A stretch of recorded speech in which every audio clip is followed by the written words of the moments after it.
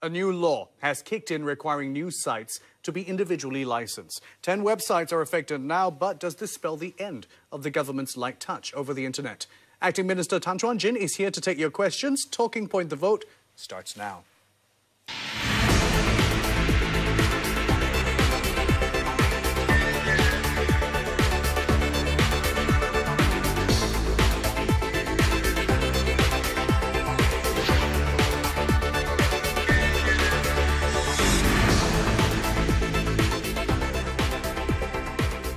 Good evening, everybody, and welcome into Talking Point the Vote. I'm Daniel Martin.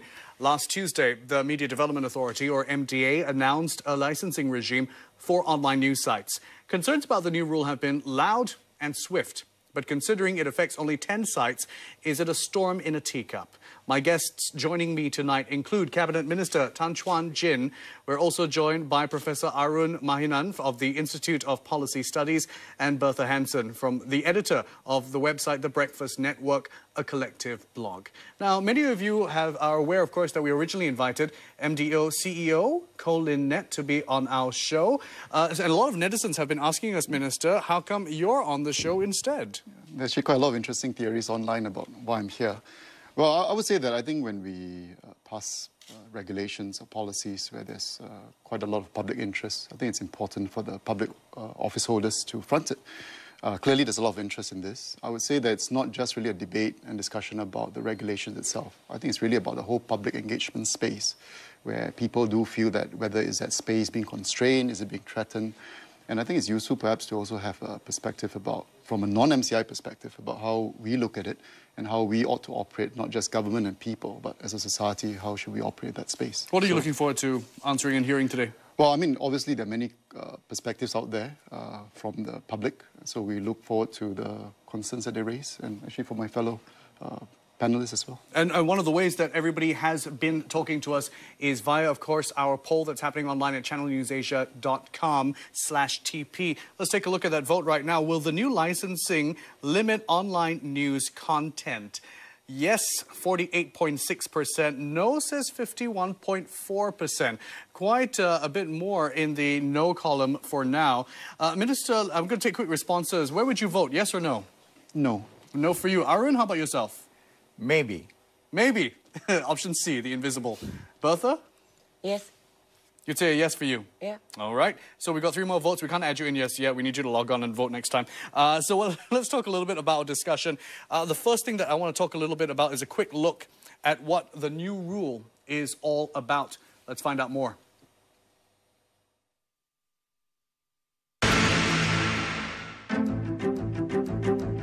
These are the 10 news websites that come under the new licensing framework. They have over 50,000 unique visitors each month and publish at least 1 news article a week. Licensees have to follow certain guidelines on content. For example, nothing that incites racial and religious hatred, promotes violence, or advocates homosexuality. Cross that line and the article will have to be removed within 24 hours. According to the Media Development Authority, blogs and personal commentaries on Singapore matters don't count as news and therefore are not included in the framework. In any case, all online content is already subject to existing laws on defamation and sedition. A look at what some of the new regulations are all about. Minister, your response to that, do you think that in light of what we understand of it so far, are online critics, who have been very vocal, overreacting to it? Well, I think a lot depends on individuals' perspective about the internet space. Some will feel that that space is a place that you shouldn't touch. So whether it's a light touch or heavy touch, I think some will feel that you should not regulate it at all. I actually think that you can't actually regulate the space. The internet is there. I think you can't regulate it. But the question is whether should you have some form of, should you be able to manage it in some ways. I would say that actually this whole space has evolved considerably. You can't turn back the clock. I think it's an integral part of society. I would say that a big plus in the social media space is that a lot of more people are able to air their views, air their concerns. And I think that's something that we should not restrain. And I think that's something that we have to come to terms with. I think not just government, but I think as a society. So the concerns that people have, I can understand. They feel that, is their space going to be constrained? Will they be able to continue to say what they want to say? My perspective is that I think it's fair game to air your views. I think you should. You have criticisms about policies, about government. I think you are free to carry on. It's a very personal space. It's on my phone, it's on my computer, it's in my living room. Especially it's smartphones. My space. I think that's made a lot of difference in terms of access to the whole internet space as well. Bertha, Aaron, your views, do you think people, online netizens, have been overreacting? Given the first statement, it's entirely understandable why they reacted that way, because there was not enough clarity. Of course, over the next 2 days was greater clarity. But even then, this is a space, as the Minister said, it's not only new, but somewhat sacred in the sense that the old mainstream media space has been bottled up for a very, very long time. So people who have come into the space don't want the same thing to happen again. So that is part of the narrative, This is the fear that, and it's also kind of be seen as a slippery slope. You take one step and then the next steps will follow. And there is a pattern in all of these things. So that's why I don't find it extraordinarily, it is understandable. Understandable. Bertha, something that Dr. Yaacob said today, I want the online community to understand this is not an attempt to clamp down on anybody. It's really to ensure that those in the business of reporting news do so responsibly. Do you think this sets fears at ease? Well, I think the problem is the way the government has proceeded to launch this licensing scheme. In the first place, it is seen as a constraint on the internet space because the internet community hasn't been consulted on it prior to it. So it makes a little monkey out of the, the whole transparency and public engagement exercise that the government is so hot about. If you can't even engage the most vocal parts of the community, and you proceed to just throw this down on them, and of course they will look at it as an attempt to clamp down on freedom of expression. Minister, what do you think about that? I mean, a lot of netizens have also said, just like what Bertha said, there's been no public consultation. Well, for one, I think as a whole, we are stepping up engagement on a wide range of issues. I think on this particular issue, we see the introduction of the regulations. It's actually not anything specifically new. The regulations are in existence. It deals with the news print media space. But that space has moved on. Actually, it's moved on for a number of years now. And what we realize is that you have print media, which is being managed in a particular way, but you have even their own companies actually having online versions, which are not managed in the same way. So basically, what we've done is to update that. So from our perspective, I think it's an updating of regulations. It's not a fundamental shift. There's no major shift. So it doesn't warrant consultation? No, I think regulations is something that governments do. We pass regulations. But for example, I mean, we have also talked about next year, for example, looking at the Broadcasting Act. Now, that potentially would have major shifts, so shifts of directions. I think that's something that we need to engage, we need to debate a lot more substantively, and that's something we plan to do. So regulations are being passed on a range of issues.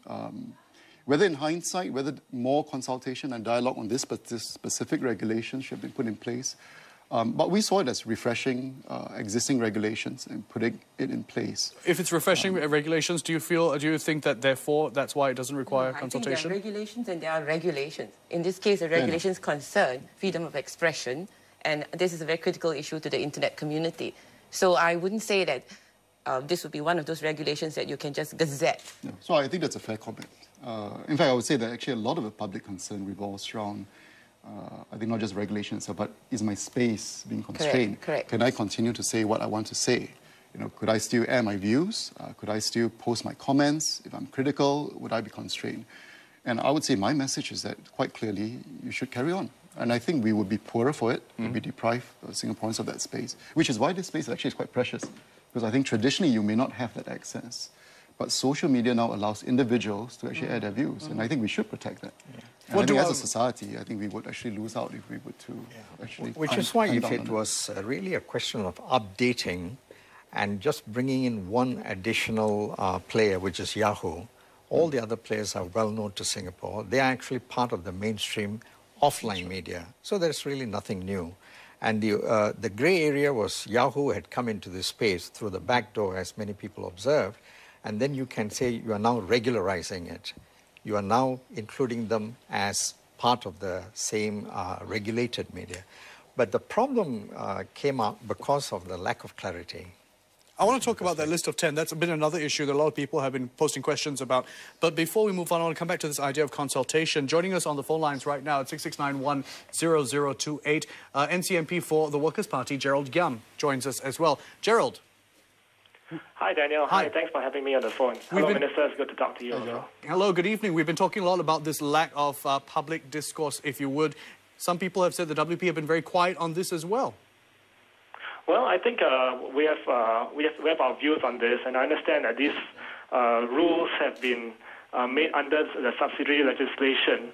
So although it can be justified legally, I am concerned that the government is making such an immediate and controversial change to the rules, and which potentially affect our fundamental freedoms.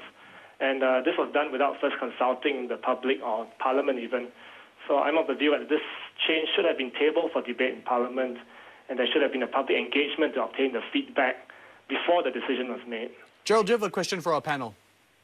Well, I would like to ask actually the Minister, I mean, now regarding the actual changes, I understand the objective is to bring the online news regulations in line with the regulations for print and broadcast media. Right. However, many of the regulations for the mainstream media are already too restrictive in my opinion. So now these onerous restrictions are being extended to the online space. So, Minister, is the government's intent then to control the online space, like how it controls the mainstream media? Gerald, thanks for joining us on air. It feels like Ask Minister, doesn't it, sir? What's your response to that? Well, the intent is not to control the online space. Firstly, I don't think that's possible, nor should we try. I think it's a futile effort, and I think you should respect that space. I think what we are doing really is to address the news sites. As I mentioned, we have existing policies, regulations with regards to print media.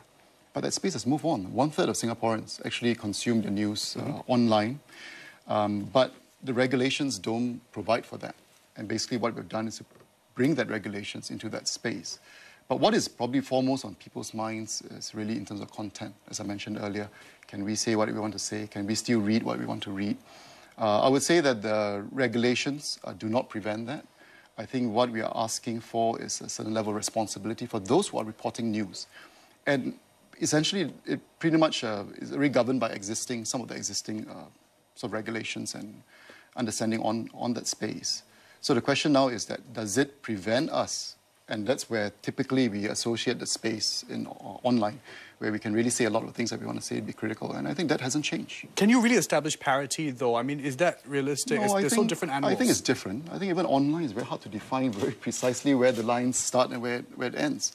But as with all spaces, I think we feel that as far as reporting news is concerned, I think you do need some form of a light regulation and light touch, and I think we are keeping it that way. Gerald, your view on that? Well, I think the point about the need to regulate things like hate speech and incitement of violence, I think that there's a good argument to be made for that. But if that is what the government wants to regulate, then why not just focus the legislation on regulating that, rather than leaving the definition so broad to include all Singapore news? I've got a little bit of time. Quick response, sir. No, well, I think we are regulating sites that are reporting on Singapore news, which is why some of these sites have been identified. But the rest of the blogs, the rest of the sites that are commenting and sharing perspectives, they are not part of that regulation. We're going to talk more about certain views and voices that have come up online. Plus, we're going to continue taking your tweets at TP Vote. Keep tweeting us and calling us at 66910028. The discussion will continue after the break. We've left.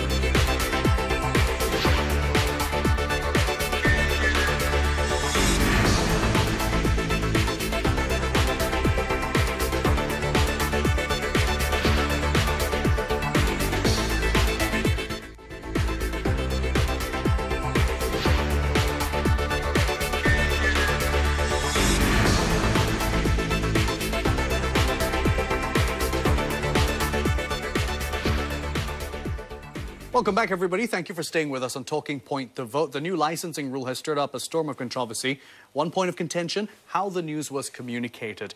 What started as a press release on Tuesday was followed by several clarifications from the authorities. And finally, a meeting with reporters this morning by Information Minister Yaacob Ibrahim. We're going to take your views and opinions in just a moment. But I do want to remind you, don't call and vote. Vote online at channelnewsasia.com/TP. That's where you go to vote. Call us with your views at 669-10028 and tweet us at TPVote. Alrighty, that's the way to do it, everybody. Let's go to the poll right now and where it's standing. Will the new licensing rule limit online news content? That's the question we've been asking you online. And yes, it holds the majority for now.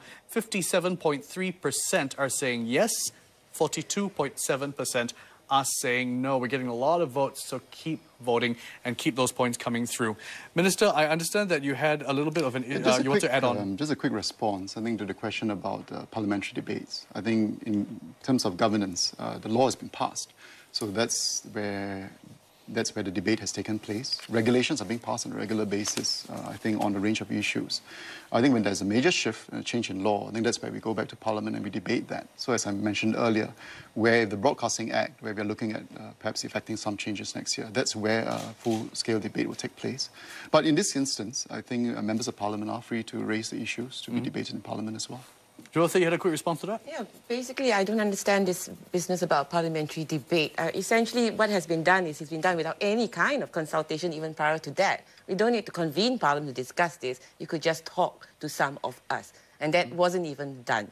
So the other thing is, I think the Minister has said a great deal about freedom of speech and how there's no constraints, say what you like, you know, and all that. I mean, that's all well and good. The fact is, the definition of news sites has been framed so broadly that a lot of things could come under it. And then the government's position is not clear. You say 10 sites only, okay, that's the beginning. 2 days, 3 days later, you say bloggers are exempted. And then after that, what comes next? So basically, there's no clarity. We're living in this uncertain area. That's causing a lot of anxiety, maybe, for online citizens. Are you getting that feeling from fellow online bloggers and news sites, maybe? Yes, yes, You're hearing it is. that? I think what matters here is trust, yeah? People don't think that the government will stick to just 10 sites. I think, if I may just add on to what Bhatt has said, it's the way the legislation is drafted is so broad. I mean, it says something like any report on social, economic, political, cultural, artistic, etc., on any other aspect of Singapore. Was there a need for this kind of blunderbuss legislation, or could it have been drafted more precisely? Well, as I mentioned, the wordings of the regulations, these are in existence today. We didn't add on to it in a specific way. So, like I said, essentially what it does is to bring on to effect the regulations to the online versions. But what is probably, like I said, most of concern to people is actually content. Are we able to, what governs the content? What can be said? Even if you're brought online as a news site, are you able to report, as you did before? Are you able to report critical pieces? That remains applicable. In fact, if you look at the way it's unfolded, I mean, we have also shared that from 96 to now, we have actually used it very lightly. Comments that are political, comments that are critical remains untouched, and that should be so. But comments which we feel are unsuitable, for example, where it's racially, or from a religious perspective, inflammatory, or with hate speech involved, and we have seen some of these examples. I think that's where MDA would probably step in. But I think in most cases, criticisms, comments, views from Singaporeans, but they remain valid. The power to step in, and which they have done. Yes. So why there are existing rules in place, the Broadcasting Act and whatnot. So why was the need to start licensing the cyberspace? You said parity. It could be achieved the other way around too. Yeah, for the news sites instead of licensing the cyberspace news sites. Netizens have brought up examples. You can publish clarifications, you can publish retractions, do things like that. In fact, I want to take up what the Minister said earlier. He says that we can look at how to manage this in other ways. See, that is the point of consultation. If you came and talked to some people, then maybe we could come up with some other ways. Your concern must be responsible reporting, I suppose, right? Responsible freedom of expression. That could be done in other ways. The trouble is when you start saying that you should be on a par with mainstream media, people think of on a par as what Professor Arun said, bottled up. In a different context, your response? No, I would say it's actually quite different. I think online media is actually very different from print media. All we're asking is that if you're reporting on news, there's a certain level of responsibility. Actually, what the regulations bring on board really is the licensing. And I think the ability to communicate to the companies to take down news, say within 24 hours, which previously we didn't have. And which is something I think of particular concern for online news. But the rest of it, where it's governed by, in terms of the space for what content you can carry, I think, as we mentioned earlier, many of us agree that some of these things actually should not be, perhaps not be acceptable. But the rest of the space, which is where people are concerned with their views, criticisms, alternative views, I think that remains valid. Why not rely on the existing frameworks like the NPPA or the Broadcasting Act? No, so the difference is that I think what we're bringing to bear is for those sites that are reporting news. We have already mainstream print media being regulated, but a large part of actually news is being generated online, even by some of the same companies. But the rules have not been updated, so essentially that's what's happening. Okay. But the rest of the space, would you consider the other way around? In terms of deregulating the mainstream media, which has shown tremendous responsibility over the last half a century. Let's talk about the idea of haven't ethical they responsibility in a moment. Yes. I just want to take a quick phone call before we continue. 66910028. Our next caller is standing by. Hi, what's your name? Hi. Hi. My name is Madi. Hi, Madi. What is your question today? Well, actually, I don't understand why is that there should be a regulation, a restriction there, especially, we Singaporeans, generally, we know where we stand, really, you know what I mean. So on another aspect of it, I think it will be more provocative if there's this kind of regulations and all right? Because as a blogger, sometimes when I see this kind of notices and all this kind, sometimes I don't even feel like reading it. So, especially the racial, I think our minister here, Mr. Tan, is more concerned on the racial aspect, and religious aspect of it, if I'm not mistaken. On that aspect, nobody would, some might there, but not many, all right?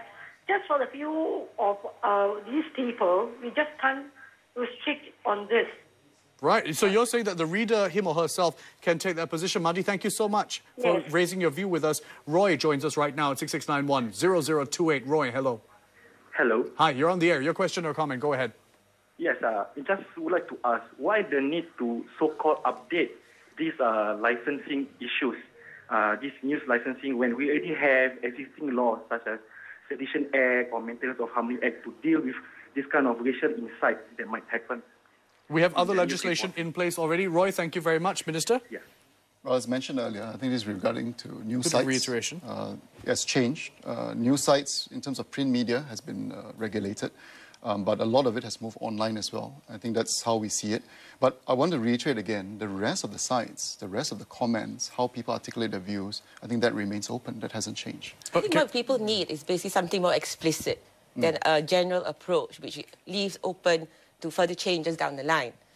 So basically, if you are saying that readers' comments are not touched, bloggers are not touched, and all that, then it should be written into the regulations as well. We know that there was a posting on the Facebook page, but part of the problem for the MDA, posting on yes, the but part of the Facebook problem page. is it's not ensconced in the actual wording of the regulations. Because actually, in terms of the regulations, in terms of content, Right. we have spelled out what are those areas which are deemed not so acceptable. But it doesn't cover the political commentaries, it doesn't cover individual perspectives, and that remains a very wide space. I And that disagree space with is that. not I disagree encroached with upon. that because the objectionable content also relates to matters that is said to disturb national harmony, public order, and basically. So how do we draw the line? Who defines all that? Yeah, so the basically that is the interpretation problem. is left primarily Right. to The regulators. regulators. And I think that is a legitimate concern. It's a legitimate concern, but I think it's also useful to look at how it has been translated into reality. So we see how MDA has approached. The proliferation of sites today. Many comments, many are very critical. For example, with this ongoing regulations debate, many are very critical about it. But those remain valid, and they are not subjected to takedown. Madi brought up the fact that as the reader, I can discern for myself sometimes. Yes, they do. Look at the Amy Cheong incident where she had left certain comments and netizens responded to that. Sometimes it can be that sense of self-policing. That's what There we will call be that. community That's right. moderation. There are enough intelligent and responsible people in the cyberspace. And there will be that. It has been demonized, unfortunately, a little too much, I think, that it gives the impression that the Wild Wild West cyberspace is the only cyberspace that we have. No, in fact, but I think we have a very indeed, responsible people. I think the community responds, and we have seen them Yes. responding. But what it allows is for the authorities to also manage that in terms of asking them to take down, because in some cases, it can be inflammatory. There'll be those that react, in fact, I would say majority react responsibly. But there'll also be those that may react in a different way. And sometimes it sparks off a dynamic of its own. So I think the recognition is community is responsible. A lot of them are pushing back. But I think it also allows authorities to at least deal with those issues when they crop up as well. But those who react irresponsibly are not those lists of 10. So basically, so the question is, when are you going to extend that list of 10, which is actually very mainstream, to those whom you deem are not acting responsibly? Okay. And the other question is this, when you talk about other ways and all that, and I'm glad the caller talked about how, netizens, some of them are, most of them, or us, are intelligent enough to suss out for ourselves what's right and what's wrong. And I think some form of self-policing could be left to ourselves to do. For example, if you want parity in mainstream media, I wouldn't object to Breakfast Network giving anybody the right of reply. That would be one. That would definitely ensure responsible reporting because you have to take comments. Would other bloggers feel the same way? I wonder. I can't speak for them. Yeah, no, in fact, IPS, we did research on this subject. Surprisingly to many people, that each of the major sites has its own code of practice, code of conduct, code of engagement. So, that's why the other idea of having a universal code of conduct never found any traction with this community, because each one feels that they want to and they can act responsibly. I wonder whether the government should really move away from a nanny state mode to a new position where it trusts the citizenry. It gives them the chance to do it right. When they don't do it right, you can move in. And in the Singapore context, you can move in very swiftly and very decisively. You have enough reserve powers with so many other pieces of legislation. So people are wondering, why this? Let's get your quick response before we go for our break. In fact, I think the space remains open. I fully recognize that there are responsible players online as well. But I think many people in society are also concerned. You have cyberbullying, you have people posting hate postings, and for example, or targeting individuals, putting up the details online. There's a whole range of behaviors. At the end of it, I think we also need to discuss, and this is not the subject of this particular regulation, but that's something eventually we need to discuss. But does a regulation like this hint that we are a nanny state, do you think? No, I think what it identifies is really with regards to news sites who are reporting. And I think we feel, and that's where perhaps we might disagree, that there ought to be a certain level of responsibility when it comes to reporting news. Where do you lie on this? Obviously, everybody wants to read responsibly and read responsible materials. Do you think that this regulation will help you do that? Or do you think it might hint at a nanny state as has been brought up? Keep calling us, and we'll also be talking to prominent blogger Ravi Philemon when Talking Point returns after a short break. Stay with us.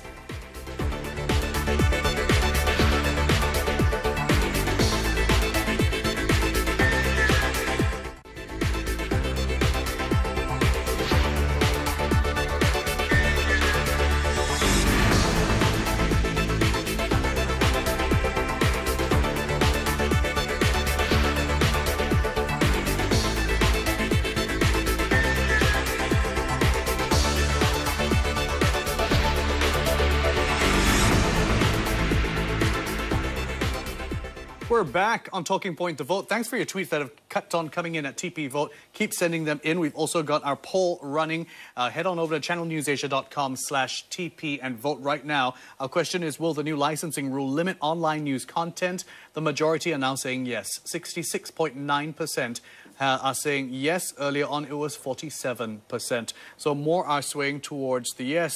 Arun, why do you think more are saying yes now? I hope it is the persuasion of the arguments here. And more people logging on and voting, perhaps, indeed. Yes. You know, we've got more calls coming in. We're going to Ravi Philemon, who's a blogger, joining us at 669-10028. Ravi? Hi, thanks for having me. My pleasure. Talk to us about your question. Hello, Minister Arun and Bertha. I have a question for the Minister. I think most bloggers would agree that some regulation for the Internet is important. I would like to ask how the regulations before they were changed so inadequate that it had to be updated so draconianly, without consultation, without debate in Parliament? And also, are there instances in the past where sites are asked to take down something and they did not comply within a stipulated time frame to do so? Thank you, Ravi. We've discussed a lot of your question in the earlier segments, actually. So I'm going to go to the second part of your question, which is other sites who have not responded to taking down. Do you know if that has been handled or happened? I think by and large, when MDA has stepped in, most of the sites have responded. So I think that has taken place. Okay, we know that it was announced today that since 1996, there have been something like 24 cases. The most recent was in the last 2 years where there was only been one case. That particular video of innocence of Muslims, I believe it was called, that was taken down. Just that one in the last 2 years. If you've got a question, call in at 66910028. Don't forget, watch the show. We usually address some of your questions, so don't repeat the questions if we've already covered it, all right? Let's talk a little bit about this idea of communication and how this was communicated. Netizens have also been talking about whether this was a mistake or whether there could have been improvements in the way this regulation was communicated to members of the public. Minister Yaacoob's comment in a recent BBC interview said that the aim of the new licensing rule was to ensure Singaporeans read the right thing. We have the quote for you right here on my iPad screen. It says, really, at the end of the day, what we want to do here is to protect the interests of ordinary Singaporeans. As long as they go to online news sites to read the news, I think it's important for us to make sure that they read the right thing. Insofar as what has transpired yesterday, if there's an event, if it's reported accurately, this was said by so-and-so, and what have you, basically. Arun, what did you take from this quote, this statement when you heard it? If you look at the 10 sites, and you ask the editors of those 10 sites, they would not need the minister to remind them of that. That's what they do day in and day out, to do the right thing. Responsible journalism. Absolutely. I mean, the 9 of them are the mainstream media of Singapore, and Yahoo is the only new player in this. So that's why it the same question keeps running. Why? Why now? Why did you feel so compelled to introduce this in such a unholy haste? A lot of people saying that there's been no tipping point per se. Yes. Minister, your response, why now? There's no particular tipping point, but as we mentioned, I think the space has been evolving actually in the last few years. Actually, the regulations largely deal with the print media, but online news sites, I think that hasn't really evolved. So we felt it was time to actually refresh that. But I would say that specifically, is there a particular tipping point? Are the news sites reporting things that are, as you mentioned, irresponsibly, not particularly Were so? you afraid that there may be other new foreign players who may not be as responsible as we have seen in UK, and Rupert Murdoch's empire has not always been the best examples of journalism. So are you afraid that others might come in, and that's why you are preempting this? It will grow. We don't see it receding. And there is always a possibility that there will be foreign players that will come in and report news locally. So I think the refreshing of these regulations to capture online news sites, I think in part also addresses that challenge. Don't you think you'll be playing catch-up all the time then? Essentially, you do this now with 10 sites, then I gather you will do things with sites that are on foreign servers. And today, I believe something was said too about sites which are foreign sites, yes. which, so that's the cater to basis. local news. That's right. So Right. that's where I think we're looking next year in terms of the Broadcasting Act. What are some of the things that we might want to review? And that's something I think we would have to actually talk to the community and see how we should evolve that space. I just want to take some calls first. I know we've got a lot to say on this, but we've got Harold who's been holding on very patiently at 66910028. Harold, hello. Hi, good day. Hi, thanks for joining us. Your question, Harold. Yeah, I have this question, right? Why is it framed so broadly that it could, at one point, you could include more sites? Because the way it's framed as a regulation, it seems that the scope is very wide and it's very big. Right, okay, the broad scope of the wording. Thank you, Harold. I've got another caller standing by. Hello. Yeah, hello. Hi, SP, is it? Yes, yeah. If I could just read the government's mind of licensing this news website. SP, I'm going to need you to step away from your television. You're too close. There's feedback. The onus of content falls into the hands of the website owners. There's a lot of echo and reverb going on. Yeah. But I understand. Let's talk a little bit about Harold's question, the idea of the broad scope. Let's talk about that. Minister? I think we discussed that earlier. Yeah. I think with regards to what constitutes a news site. I think there are two parts. What constitutes a news site? I think going forward, I think there possibly could be new news sites being involved. But I would say that the crux of the matter, and which I think is a concern of most Singaporeans, is actually whether the content, are we allowed to still speak up? Are we still allowed to report news which may be critical, alternative views? I think that remains acceptable. There's been talk about whether these regulations... I do that $50,000. The $50,000 bond to be put up Is that going to limit perhaps small startups from starting community-based blogs? I think there are different arrangements that MDA can work out, I think, with the different setups. I think those are details. For example, when we talk about whether this is going to come in place first June. I mean, essentially what has happened is that actually MDA is actually discussing with the rest of the companies how actually this is going to evolve. And so I think they'll be taking about the next 2 to 3 months to work out the details. Okay, we've definitely got more to talk about this. We want to come back. How will the new licensing rule affect how you access content online? We'll be right back on Talking Point The Vote.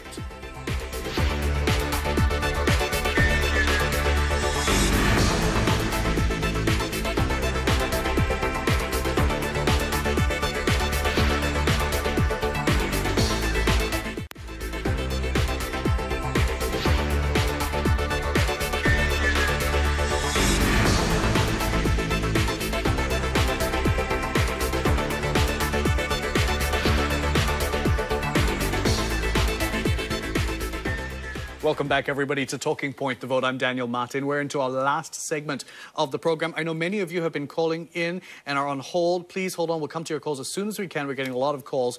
Minister, was this situation of how it was communicated a communications disaster? Some people have been talked about how quickly it was done and perhaps the wording and the fact that some things were clarified at different points. Was it a communications disaster? Well, I think in hindsight, more details should have probably come up earlier. I think when some of the details were not addressed up front in the initial release, I think people began to speculate and think, is it so all-encompassing? And most importantly, is that this is censorship, and therefore I'm not going to be able to say what I want to say. I'm not going to be able to post what I want to post. But the truth of the matter is, I think this engagement space cannot be regulated in that way. I think we can't turn the clock back. In fact, I think we should embrace it.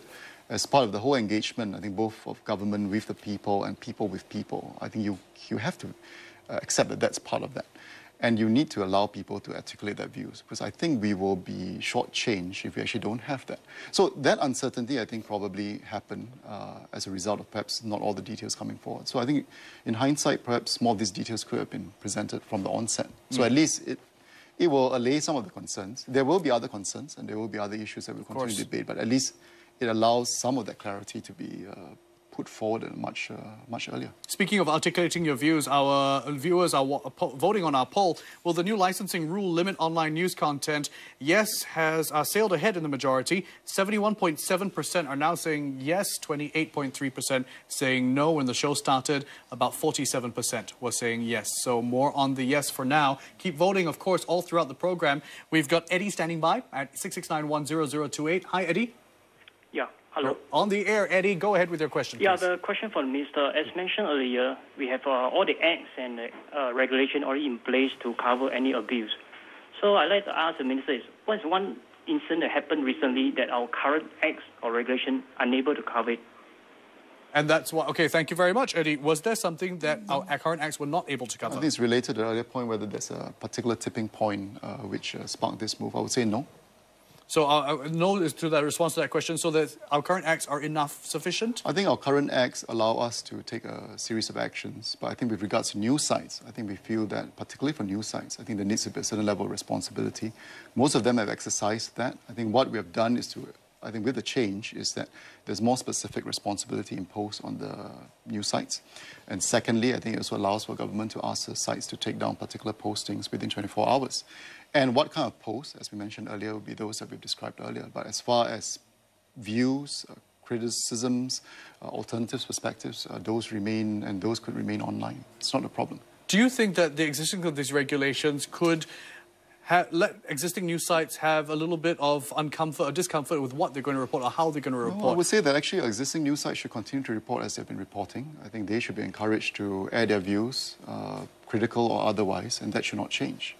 Will it change for you as a consumer of the news? We've got our next caller standing by. Christina, hello. Hi, good evening. Good evening. Daniel, yes. Thank you. I want to comment that I agree with the caller that says that I want to read the right things. Yeah, because I have seen sites where there's news content. I find that, I'm firstly quite appalled by it. And secondly, I feel that if I want to go to a news site, I really want to see that there's some responsibility on the part of the giver, the writer, and the sites. And so, Christina, if you know that this is a regulated, licensed site, will that make you feel better as a consumer when you go there? Yes, some comfort level, yes. Yes, certainly, that will be comfort level for me. All right, Christina, thank you so much for joining us. I'd like to trust the site, yeah. Thank you very much. Bertha, your quick response. People want to see, and maybe the licensing will help. So basically, we should be licensing more sites? Would it help the majority of consumers? I don't think so, but because basically my argument still holds. What really is the government intent behind it? I think it's, from what I've heard from the minister, he's talking about cyberbullying, other things and other practices which is not practiced by the 10 sites, you know, and it's practiced elsewhere. Let's come back to that idea, the idea of will it expand beyond the 10 sites? Right. Minister, do you foresee that it would? No, I think it is really aimed at sites that are reporting news in Singapore.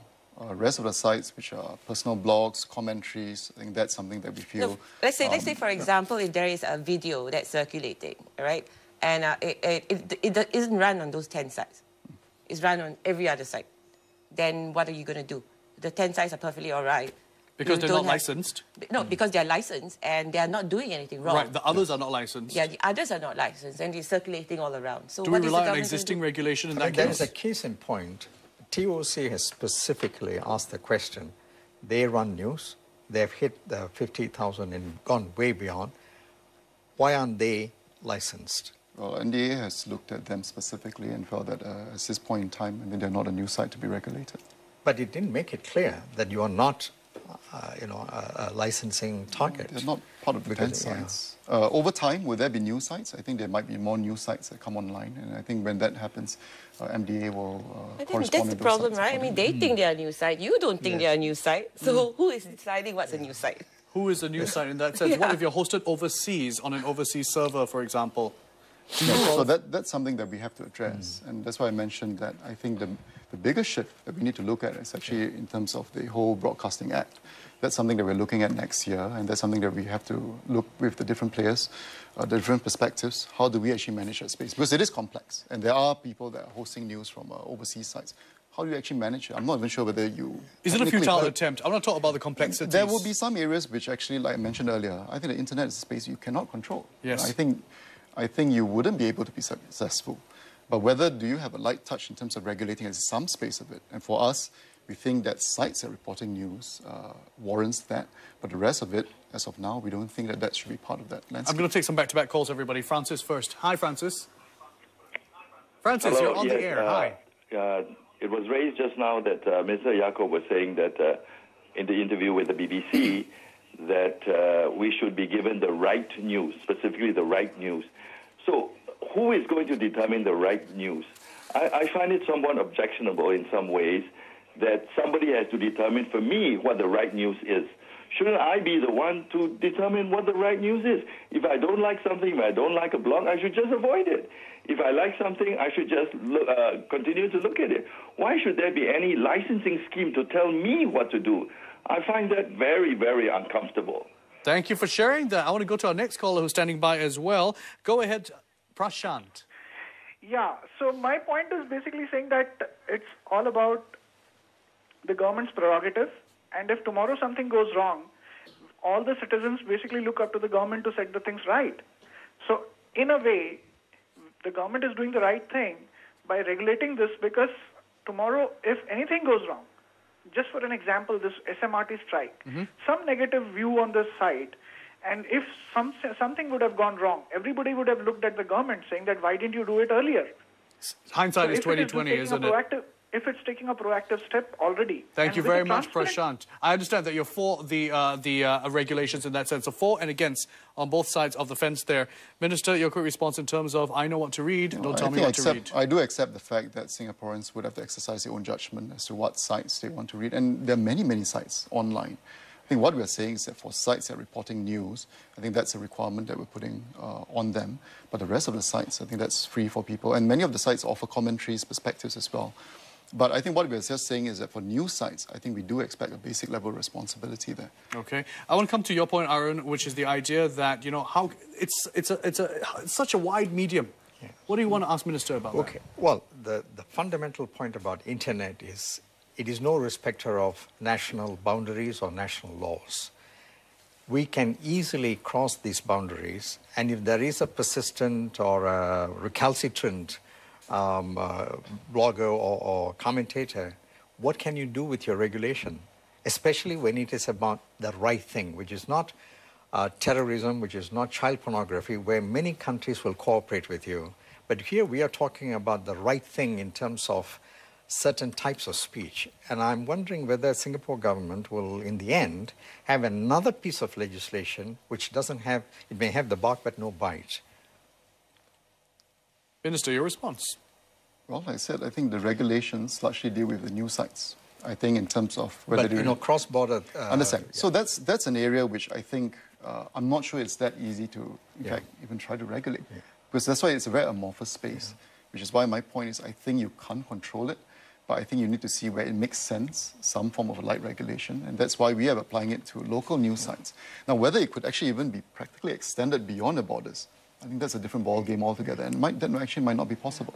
But that's something that we need to explore, and we'll see how that I've got 3 minutes left only. I'm just going to take a quick phone call, and if we have time, we'll come back to this. Your question to our next caller. Hello there. Chi Wat.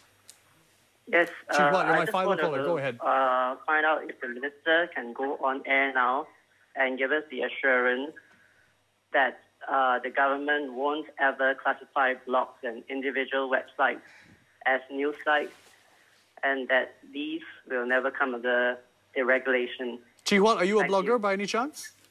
No, I'm not. Not a blogger. Okay, well, let's talk to that. Minister, is that something that we can say for certain? We know that it was a blog post, a Facebook post. Will it be ensconced in the wording?